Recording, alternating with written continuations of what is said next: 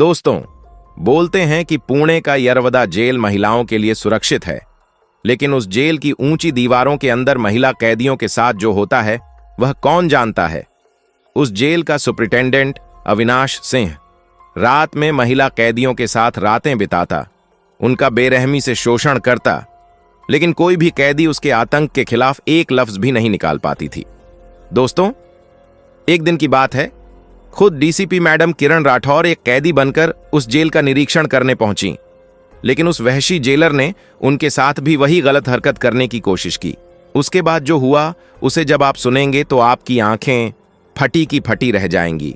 तो दोस्तों, पूरी कहानी को विस्तार से समझेंगे तो वीडियो में अंत तक बने रहें, वीडियो को आधे में छोड़कर ना जाएं और वीडियो को स्किप बिल्कुल भी ना करें, नहीं तो एक बहुत बड़े सच से आप वंचित रह जाएंगे।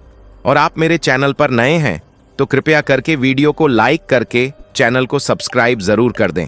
तो चलिए बिना देरी के वीडियो को शुरू करते हैं।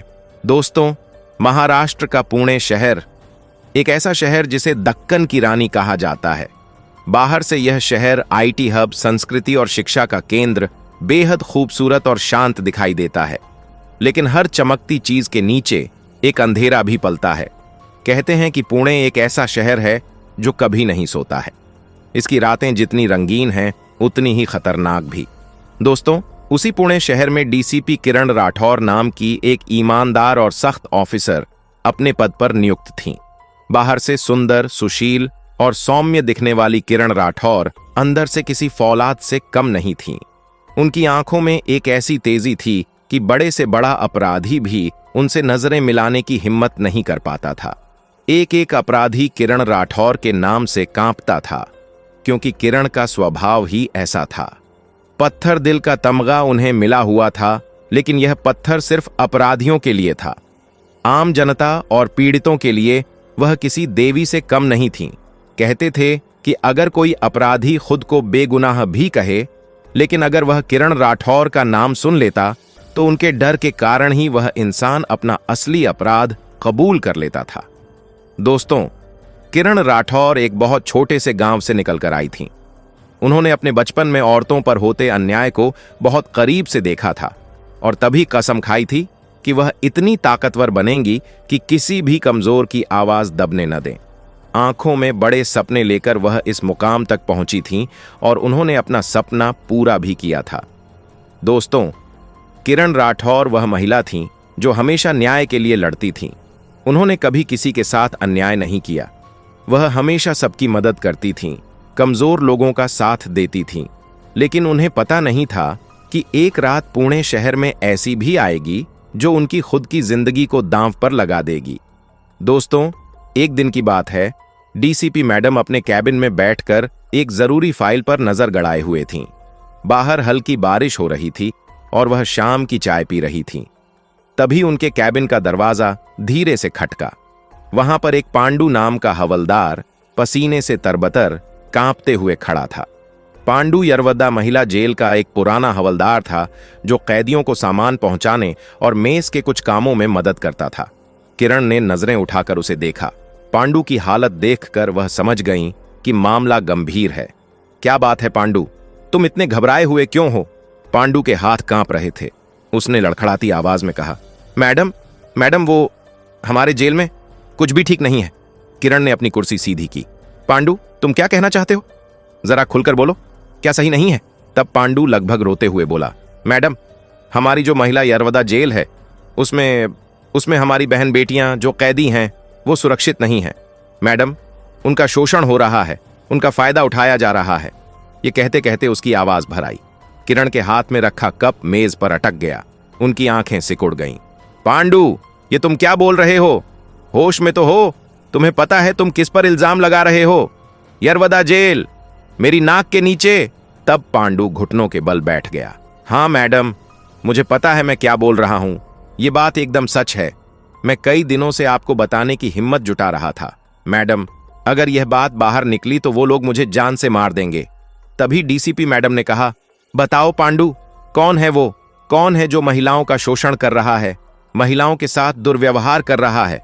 तब पांडु ने कांपती आवाज में कहा, मैडम, वही पुलिस वाले, हमारे ही अफसर जो दिन में तो नौकरी करते हैं, पूरी जेल का ध्यान रखते हैं, लेकिन रात होते ही वो शैतान बन जाते हैं। वो रात में उन्हीं कैदियों के साथ गलत व्यवहार करते हैं। किरण का चेहरा गुस्से से लाल हो गया। पांडु, तुम्हें पता है तुम कितना बड़ा आरोप लगा रहे हो? यह पूरा सिस्टम हिला देगा। तुम्हारे पास कोई सबूत है? तब पांडु बोला, नहीं मैडम, सबूत कहां से लाऊंगा? मैं तो छोटा सा हवलदार हूं। मैंने यह सब अपनी आंखों से देखा है। आप मेरी बात पर यकीन कीजिए। अगर मैं उन पुलिस वालों से कुछ कहता तो शायद वह पुलिस वाले मेरे साथ भी वही व्यवहार करते जो उन कैदियों के साथ हो रहा है। मेरे अंदर हिम्मत नहीं थी उन पुलिस वालों के खिलाफ आवाज उठाने की। इसीलिए मैडम, मैंने यह सब बात आपको आकर बताई। आप ही कुछ कर सकती हैं। अब मैडम भी गुस्से से आग बबूला हो गईं, क्योंकि डीसीपी मैडम को बिल्कुल भी पसंद नहीं था कि किसी भी महिला के साथ अन्याय हो।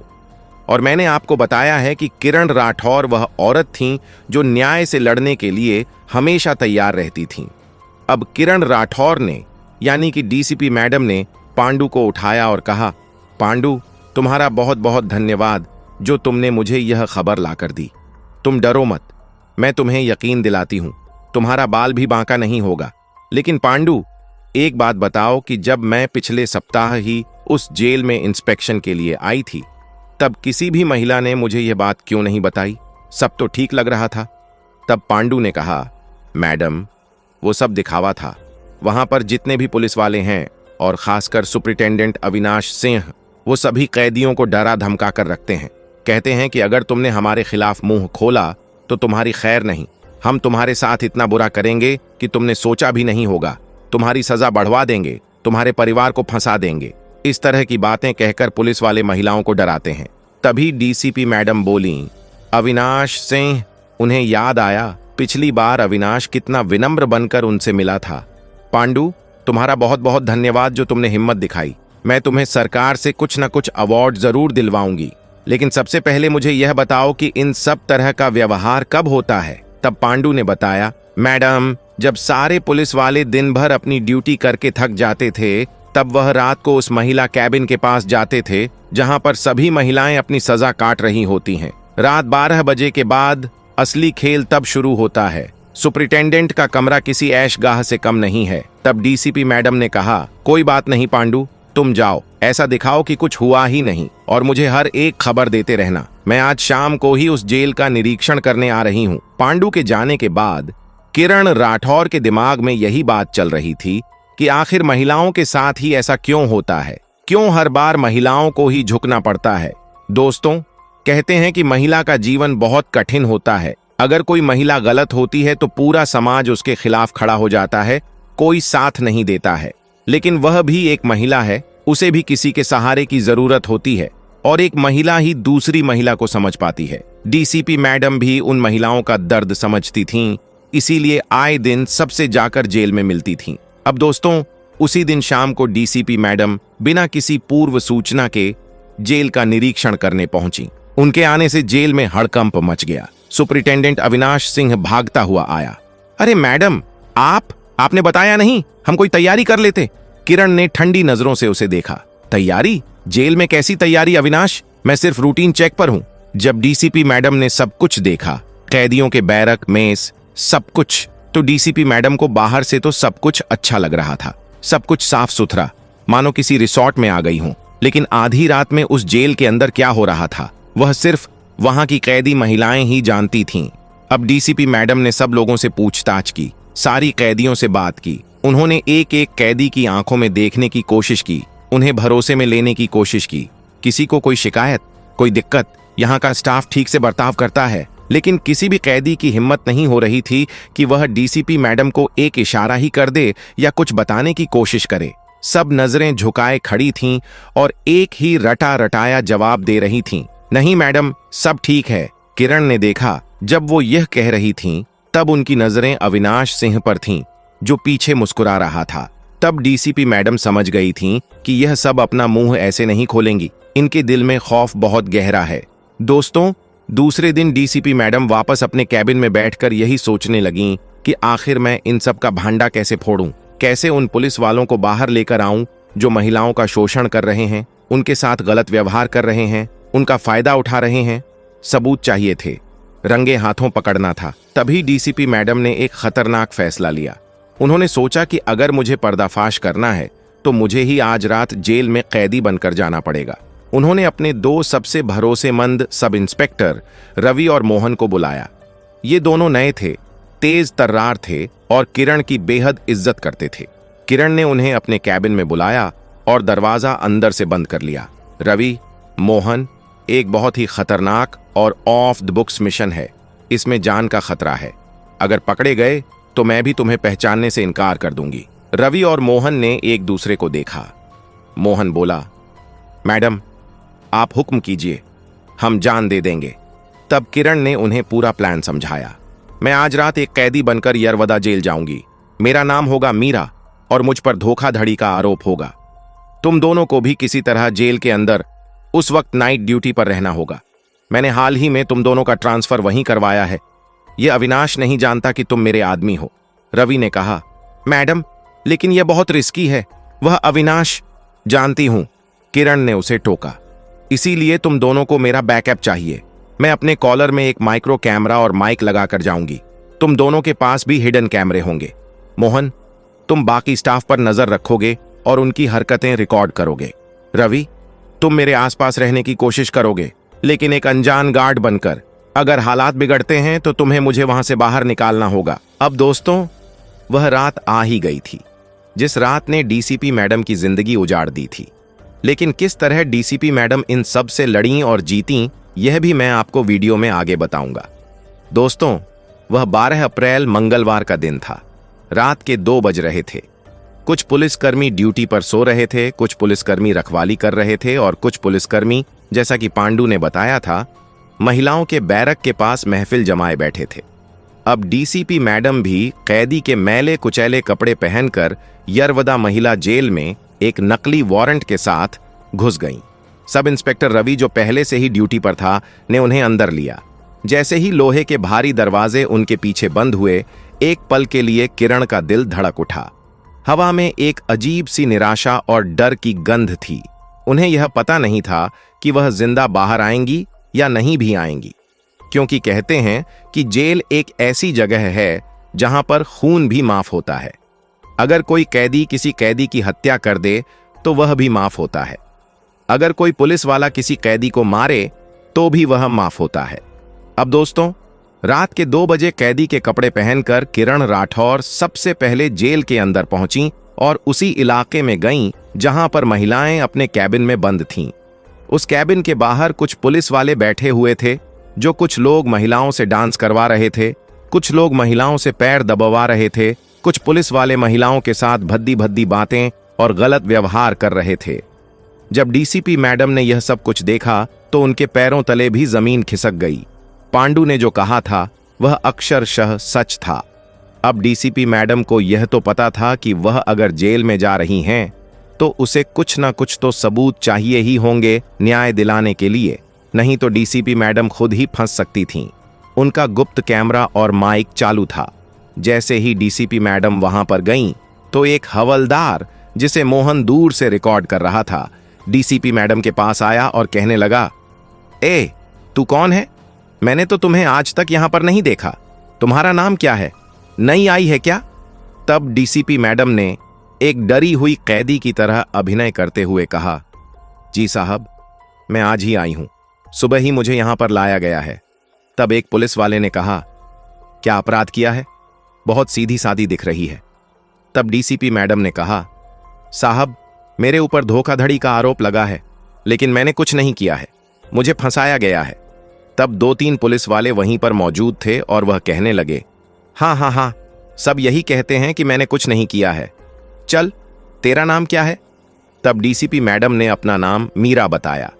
यह नाम सुनकर वहां पर जितने भी पुलिस वाले थे वह सभी जोर जोर से हंसने लगे और मजाक बनाने लगे। एक बोला, अरे यह भी कोई नाम होता है? चल मीरा, बहुत थक गया हूं, मेरे पैर दबा दे, आज मेरे पैर बहुत दुख रहे हैं। तब डीसीपी मैडम ने हिम्मत दिखाते हुए कहा, साहब, मैं यहां पर सिर्फ अपनी सजा काटने आई हूं और अभी तक यह प्रूफ नहीं हुआ है कि मैंने ही गुनाह किया है। मैं आपके पैर क्यों दबाऊं? यह सुनते ही वह दरोगा भड़क गया। ए लड़की, जरा सवाल जवाब मत कर, चुपचाप जैसा सर कह रहे हैं वैसा करो, वरना अभी तुम्हें ऐसे सॉलिडरी कैबिन में डालूंगा कि तुम उस कैबिन से बाहर आने लायक नहीं रहोगी। तभी डीसीपी मैडम कहने लगी, चाहे कुछ भी हो जाए, मैं यहां पर पुलिस वालों के पैर दबाने नहीं आई हूं। मैं यहां पर अपनी सजा काटने आई हूं। मुझे झूठे आरोप में फंसाया है। मुझे माफ कर दो, मैं आपके पैर नहीं दबाऊंगी। तभी बैरक से एक बूढ़ी महिला कैदी आई और उसने कहा, बेटी, पागल है क्या?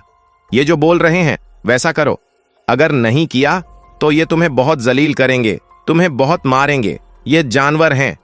तभी डीसीपी मैडम कहने लगीं, नहीं अम्मा, तुम इनसे क्यों डरती हो? तब वह महिला बोली, बेटा, हमें डर कर रहना पड़ेगा, क्योंकि यहां पर इनका ही राज चलता है।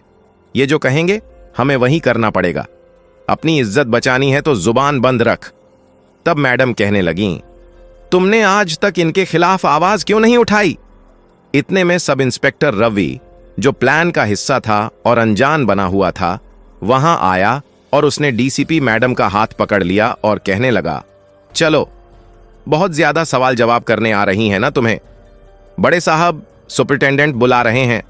चलो, तुम्हें ऐसे हालात में लेकर जाता हूं कि तुम वहां से बाहर नहीं आ पाओगी। अब डीसीपी मैडम को समझ में आ गया था कि प्लान के मुताबिक उन्हें मुख्य दरिंदे अविनाश सिंह के पास ले जाया जा रहा है। अब रवि और मोहन, दोनों सब इंस्पेक्टर, डीसीपी मैडम को एक कैबिन की तरफ ले जाने लगे। रवि उन्हें ले जा रहा था और मोहन पीछे रहकर बाकी स्टाफ की रिकॉर्डिंग कर रहा था। रास्ते में एक सुनसान गलियारे में, जहां कोई कैमरा नहीं था, किरण ने रवि से धीरे से कहा, कैमरा ऑन रखना, और तुम दोनों, जैसे ही मैं अविनाश के कमरे में जाऊं, तुम बाहर ही रहना। मोहन, तुम बाकी स्टाफ को रिकॉर्ड करो। रवि, तुम बाहर पहरा दो और सिग्नल का इंतजार करना, दोनों ने कहा। जी मैडम। रवि किरण मैडम को लेकर सीधा सुपरिटेंडेंट के पास जाने लगा। दोनों दरोगा डीसीपी मैडम को जेल के उस हिस्से में ले गए जिसे आम कैदियों के लिए निषिद्ध माना जाता था। वहां था सुपरिटेंडेंट अविनाश सिंह का कमरा। वह कोई कमरा नहीं था, किसी राजा का महल लग रहा था। एक आलीशान ऑफिस, दीवारों पर महंगी पेंटिंग्स, मेज पर रखी महंगी शराब की बोतलें और एक कोने में आरामदेह सोफा। जेल के भीतर एक अलग ही दुनिया। रवि अभिनय करते हुए वहां ले जाने के बाद अविनाश से बोला, साहब, यह नई आई है, नाम मीरा है और बहुत ज्यादा बोल रही है। इससे बोला गया कि हवलदार साहब का पैर दबा दो, तो इसने मना कर दिया और बोलने लगी कि मैं यहां किसी की नौकर नहीं हूं, मैं यहां अपनी सजा काटने आई हूं। यह बात सुनकर अविनाश, जो सोफे पर अधलेटा था, उठकर बैठ गया। आओ नई रानी, अविनाश ने कुर्सी पर बैठे बैठे कहा। नाम क्या बताया था? मीरा। अच्छा नाम है, लेकिन अब तुम्हारा नाम वही होगा जो मैं बुलाना चाहूं। उसकी आंखों में वहशीपन था। डीसीपी मैडम ने नजरें नीची कर लीं, लेकिन भीतर ही भीतर उनकी नसें तन चुकी थीं। कैमरा अब भी चालू था, माइक्रो कैमरा सब रिकॉर्ड कर रहा था। अविनाश ने आगे बढ़कर उनका दुपट्टा खींचना चाहा, लेकिन तभी डीसीपी मैडम एक झटका देकर पीछे हट गईं। डरती हो? अविनाश हंसा। जी साहब, डीसीपी मैडम ने कांपती आवाज में कहा। अविनाश जोर से हंसा। अभी तो शुरुआत है, यहां डरने की नहीं, आदत डालने की जरूरत होती है। उसके बाद उस सुपरिटेंडेंट ने रवि को वहां से जाने को बोला। चल रवि, तू जा, अब मैं इसे देखता हूं कि यह क्या चीज है। अब तुम्हारा कोई काम नहीं। अब इतना सुनते ही रवि डीसीपी मैडम के कहे अनुसार चुपचाप वहां से निकल गया। वह और मोहन कैमरा और माइक लेकर वहां पर चले गए जहां पर सारे पुलिस वाले बैठे हुए थे और महिला कैदियों का शोषण कर रहे थे और सब कुछ रिकॉर्ड करने लगे। इधर कमरे में अविनाश ने दरवाजा अंदर से बंद कर लिया।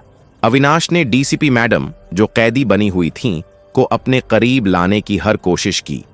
कभी मीठे बोल, कभी जबरदस्ती, कभी धमकी। देखो मीरा, तुम नई हो, खूबसूरत हो, मेरी बात मान जाओगी तो सजा कब कट जाएगी पता भी नहीं चलेगा, ऐश करोगी। लेकिन डीसीपी मैडम हर बार झुककर, डरकर, रोकर भी अपने लक्ष्य, सबूत इकट्ठा करना को और पास ले आती। फिर अविनाश का धीरज जवाब दे गया। वह बोला, आज कोई बहाना नहीं चलेगा मीरा, आज तू मेरी होगी, चाहे जोर से चीखना पड़े या चुपचाप मानना पड़े। वह उनकी तरफ लपका। डीसीपी मैडम ने डरते हुए 2 कदम पीछे खिसकते हुए कहा, नहीं साहब, ऐसा मत कीजिए, मैं आपकी सेवा को तैयार हूं साहब, बस थोड़ी दया दिखाइए, मुझे बस डर लग रहा है। अविनाश ने दरवाजा बंद किया। अंदर अब कोई तीसरा नहीं था। अब डीसीपी मैडम ने जो कैमरा लगाया था वह सब कुछ रिकॉर्ड कर रहा था। डीसीपी मैडम उस सुपरिटेंडेंट को अपनी बातों में फंसा कर रखने लगीं कि पुख्ता सबूत मिल जाए। साहब, आप इतने बड़े अफसर हैं, आपको इन सब चीजों की क्या कमी है? अविनाश हंसा। कमी किसी चीज की नहीं है, यह पावर है मीरा, पावर। तुम जैसी औरतें जो बाहर शेरनी बनी फिरती हो, यहां आकर कैसे भीगी बिल्ली बन जाती हो, यह देखने में मजा आता है। और सुपरिटेंडेंट बार बार डीसीपी मैडम पर हाथ डालता, लेकिन डीसीपी मैडम उसे बातों में उलझाकर पास आने नहीं देती। अब अविनाश बोला, अरे मीरा, डरती क्यों हो? अरे यहां डरोगी तो और दिक्कत होगा, चुपचाप मेरी बात मान लो।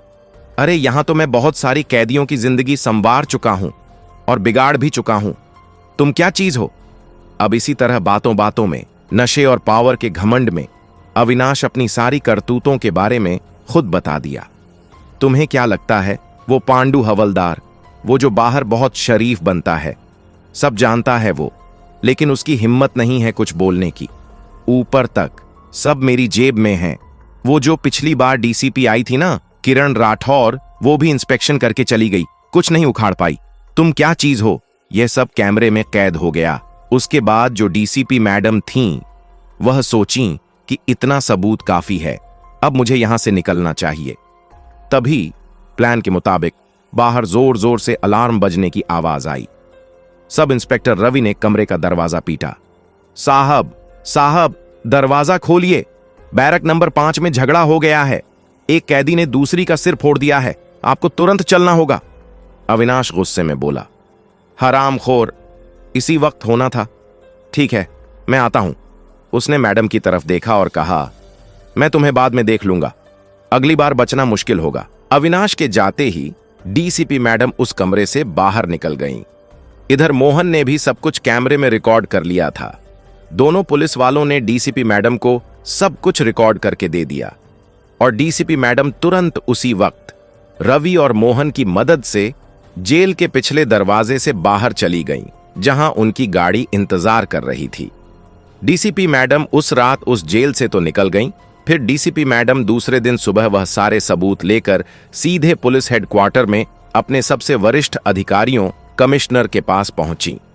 जब कमिश्नर ने उस बंद कमरे में वह सब वीडियो देखे तो उनकी भी आंखें शर्म से झुक गईं। उन्होंने गुस्से में मेज पर मुक्का मारा। उसके बाद डीसीपी मैडम के साथ कमिश्नर के आदेश पर पुलिस फोर्स की कई गाड़ियां मीडिया को सूचित किए बिना उस जेल में गईं।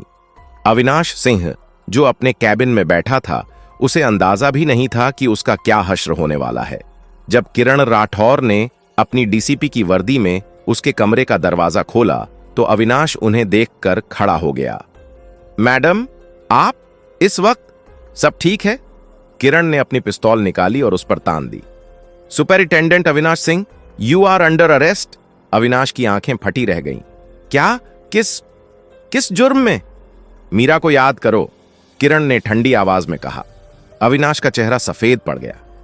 उन सभी पुलिस वालों को जो रात की महफिल में शामिल थे, एक एक करके हथकड़ियां पहनाई गईं और हमेशा हमेशा के लिए नौकरी से बाहर निकाल दिया गया।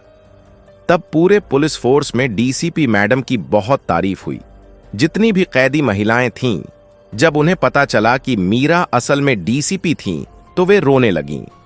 उन्होंने डीसीपी मैडम के हाथ जोड़े और कहा कि डीसीपी मैडम, आपका बहुत बहुत धन्यवाद जो हमें इस नर्क से बचाया। हम बहुत परेशान हो गए थे, किसी से कह नहीं पाते थे, कोई हमारी सुनता नहीं था।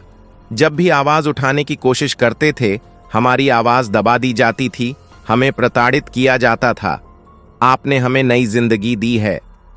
तब जो मुख्य पुलिस अधिकारी थे, उन्होंने भी डीसीपी मैडम की बहुत तारीफ की। उन सारे पुलिस वालों को सख्त से सख्त सजा भी हुई और हमेशा हमेशा के लिए उनकी नौकरी भी छीन ली गई, क्योंकि जो अपराध उन पुलिस वालों ने किया था, वह अपराध कोई साधारण नहीं था। और हवलदार पांडु को उसकी बहादुरी के लिए सम्मानित किया गया और उसकी सुरक्षा सुनिश्चित की गई। दोस्तों, तो इस तरह से डीसीपी मैडम ने इस घटना का भांडा फोड़ा और वर्दी के अंदर छिपे कुछ भेड़ियों को सजा दिलवाई। तो आप सबको यह वीडियो कैसी लगी? अगर आप सभी को यह वीडियो पसंद आई हो तो वीडियो को लाइक कर देना और हमारे चैनल को सब्सक्राइब कर देना। मिलते हैं अगली वीडियो में, तब तक खुश रहें, सुरक्षित रहें। धन्यवाद। जय हिंद, जय भारत।